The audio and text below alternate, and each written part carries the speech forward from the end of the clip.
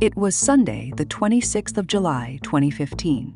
The golden hour in Santa Cruz, California. The sun was dipping low, painting the sky in hues of orange and violet. But the loudest sound in that courtyard was the rhythmic clack of a white razor scooter hitting the pavement. Maddie, as everyone called her, was doing laps. She was vibrant. She was loud. She was the kind of child who didn't just walk into a room. She announced herself. She had a special signal with her mother, Laura Jordan. Maddie would throw her head back and let out a piercing wolf howl. And no matter where Laura was, she would howl back. It was their sonar. It meant, I am here. I am watching. You are safe. At 6 p.m., the dinner hour approaches. Laura steps out onto her balcony. She looks down at the empty courtyard. She takes a breath and lets out the howl. She waits for the echo. She waits for the giggle. But for the first time in Maddie's life, the air remains dead silent. I want you to pause right here. We have all experienced that split second of panic losing sight of a child in a grocery store or a friend in a crowd. But this was different. This wasn't just silence, it was a void. In that split second, the world fractured. Because Maddie hadn't been taken by a stranger in a van. She hadn't run away. The threat wasn't coming from the outside world. It was watching her from the shadows of her own building. This is the story of how a community's trust was shattered by a quiet neighbor with a dark secret. And it's the story of a legal loophole that almost let a monster walk free. I see you.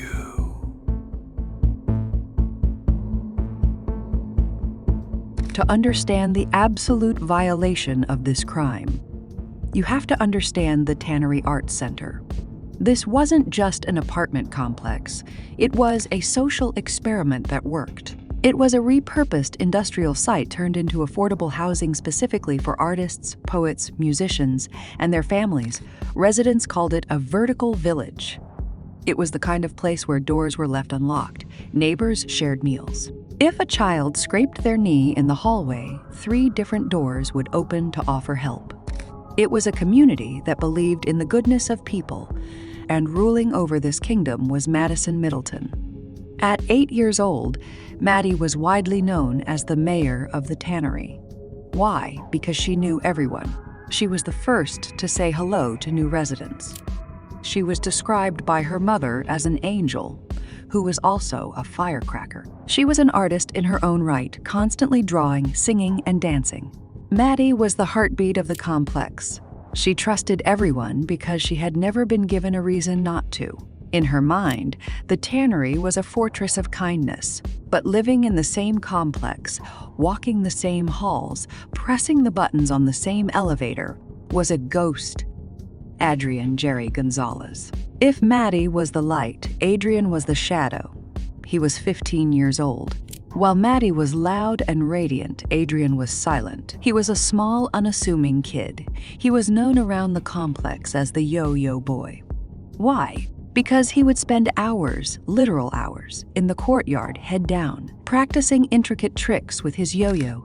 Up and down, up and down. The motion was hypnotic. It was repetitive. It was detached. Now I have a question for you. Think back to your own childhood or your current neighborhood. Is there a kid like that? The one who is always there but never really seen. The one who blends into the background so perfectly that they become invisible. If you looked at Adrian, you saw nothing dangerous. No aggression, no gang tattoos.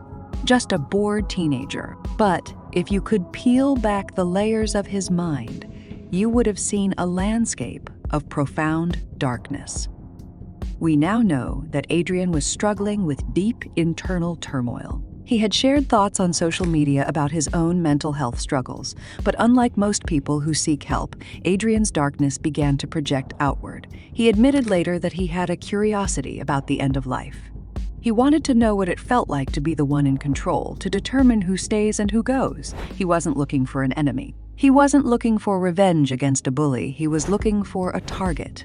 And on that Sunday evening, as he stood in the courtyard watching Maddie circle on her scooter, he decided his experiment was about to begin. Let's analyze the moment everything changed. The simplicity of it is what makes it so terrifying. There was no complex kidnapping plot. There were no weapons drawn in public. It is between 5 p.m. and 6 p.m. The courtyard is relatively empty. Adrian Gonzalez is standing near the door to the main building. Maddie zooms by on her scooter. Adrian doesn't grab her. He doesn't chase her. He uses the weapon that predators have used for decades. Trust. He calls out to her. Hey, do you want some ice cream? I want you to pause and really think about that interaction. Maddie knows him. He's AJ, he lives upstairs. He plays with the yo-yo, he's part of the village. In her 8-year-old mind, this isn't a stranger danger moment. This is a neighbor offering a treat. Why would she say no? She abandons her scooter. She follows him into the building. She follows him into his apartment. The moment that apartment door clicked shut, the trap was sprung. The village had failed her. While Laura Jordan was outside preparing to let out her wolf howl, Maddie was already in a situation no child should ever face. Now, out of respect for Maddie and her family, and to ensure this video remains viewable for everyone, I am not going to describe the graphic details of what happened inside that room. But I will tell you this. Adrian Gonzalez acted with a level of coldness that defies understanding. He lured her. He trapped her, and he proceeded to inflict fatal trauma upon her. The most chilling detail isn't the physical violence, it is the psychological detachment. During his confession, Adrian told detectives that at one point he simply stopped and waited. He watched, he observed, he treated the end of this little girl's life like a science experiment. He wanted to see what would happen. When the end didn't come fast enough for his liking, he escalated the violence to ensure she would never speak again. He silenced her. He ensured her screams wouldn't reach the mother standing just a few hundred feet away. By 6:08 p.m., Laura Jordan had called 911. The sun had set. The darkness had won.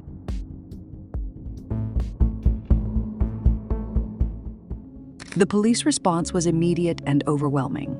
The tannery was swarmed. Helicopters with thermal imaging circled overhead, their rotors chopping the night air. K9 units were brought in. The FBI joined the search. Neighbors formed search parties, checking the woods, the riverbank, the streets, screaming, "Maddie, Maddie," until their voices were hoarse. And where was Adrian Gonzalez during this chaos? This is the part that keeps me up at night. This is the proof that we are dealing with a psychology that is fundamentally broken. After taking Maddie's life, Adrian didn't run. He didn't hide in a closet shaking with guilt. He cleaned his apartment. He concealed her. And then he went back outside. Witnesses saw him in the courtyard later that night. He was holding his yo-yo. He was watching the police cars. He was watching the flashing lights. He was watching Laura Jordan's agony. One report states that he actually approached a police officer and calmly asked, "Have you found her yet?" Let that sink in. He was basking in the attention. He was hiding in plain sight, playing the role of the concerned neighbor, while Maddie lay concealed in a recycling bin just a few yards away. This is what experts call the mask of sanity. To the world, he was a quiet, slightly awkward kid concerned about his neighbor. But underneath, there was absolutely nothing. No empathy, no fear, just a void. The search for Madyson Middleton lasted approximately 24 hours. It was a day of psychological torture for the family. They printed flyers. They held vigils. On the evening of Monday, the 27th of July, detectives entered the garage area of the Tannery Arts Center. In this area, there were large industrial-sized recycling bins. A detective opened one of the bins. Inside, it looked like normal trash cardboard, paper, plastic. But something felt wrong. The visual weight was off. They began to dig. Beneath layers of carefully arranged cardboard, they found her. Maddie was gone. The discovery sent a shockwave through the city of Santa Cruz, but the shock of where she was found was instantly replaced by the shock of who had put her there. Surveillance footage and the proximity of the bin led police straight to Adrian Gonzalez's unit. He was brought in for questioning. Now, usually when you bring a 15-year-old boy into an interrogation room for a crime of this magnitude, you expect a breakdown, you expect tears, you expect panic. Adrian Gonzalez did none of that. The detectives didn't have to force the truth out of him. He gave it to them. He was chillingly calm. He described the ice cream. He described the lure. He spoke about his actions as if he were describing how he fixed a bicycle. There was no remorse. I am sorry. Just a flat recitation of facts. He admitted to carrying her body downstairs to the recycling bin, timing it perfectly to avoid the neighbors. This required planning. This required patience. This required a level of criminal sophistication that shouldn't exist in a 15-year-old brain.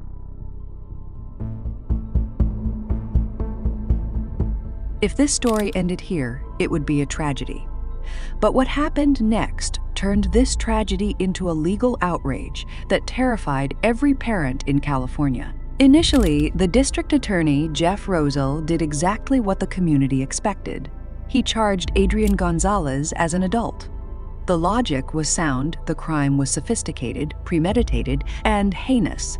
If convicted as an adult, Adrian would effectively be removed from society for life. But while Adrian sat in custody, the laws changed. California voters passed Proposition 57, and later Senate Bill 1391 was signed. I want you to listen closely to what this bill did. Senate Bill 1391 prohibited prosecutors from trying anyone under the age of 16 as an adult, regardless of the severity of the crime. It didn't matter that he planned it. It didn't matter how brutal it was. He was 15 years old. The law said he was a child, and the law said he could not be treated as an adult. Overnight, the adult case against Adrian Gonzalez collapsed. He was transferred back to juvenile court. The maximum sentence, the absolute ceiling, for a juvenile in California ends when they turn 25 years old. Let that sink in.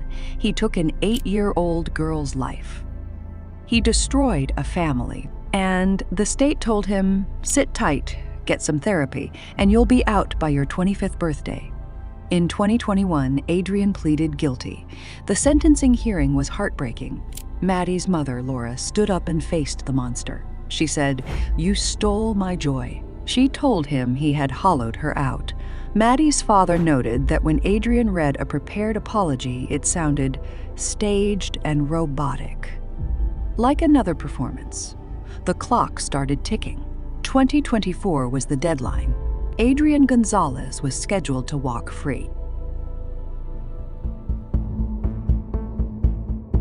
As 2024 approached, the fear in Santa Cruz was palpable. The boy who killed Maddie was about to become a free man in his mid-20s, but the district attorney refused to accept that. He found a legal avenue, a way to keep the lock on the cage. California law allows the state to keep a person in custody past age 25 if they can prove the person is still a danger to the community due to a serious mental abnormality. This led to a high-stakes trial that concluded just recently, in February 2025. It was a battle of experts. The defense argued Adrian had matured, that his brain had developed, and that he was a model prisoner. They tried to paint him as a victim of his own youth, arguing he was ready to rejoin society. The prosecution argued the opposite. They said Adrian hasn't changed. They pointed to his lack of empathy, his mask of sanity, and the calculated nature of the original crime. They argued that if he walks out that door, he will hunt again.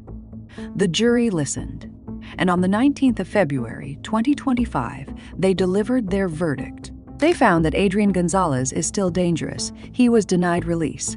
This is a massive victory for safety, but I have to be clear, this is not a life sentence. His status must be reviewed every 2 years. That means in 2027, Laura and Mike Middleton will have to go back to court. They will have to face him again. They will have to hear the story again. They will have to fight to keep him locked up over and over for the rest of his life. I believe in second chances. I believe that kids make mistakes. But we have to ask ourselves a hard, uncomfortable question. Is the calculated, predatory ending of a child's life just a mistake? Or is it a symptom of a soul that is broken beyond repair? Maddie Middleton would have been turning 18 this year. She should be getting ready for prom. She should be applying to art school. She should be howling like a wolf with her friends, full of life and joy. Instead, she is frozen in time. A forever 8-year-old girl on a white scooter, trusting a neighbor who betrayed that trust in the worst way possible. The system almost failed her. A loophole almost let a predator walk free. And while justice prevailed this time, it leaves us with a haunting question. Can true evil ever be rehabilitated? I want to know what you think. Do you agree with the jury's decision to keep him locked up past 25? Or do you think the law should have released him? Let me know in the comments below. This is Papirus. Stay safe, trust your instincts, and thanks for watching.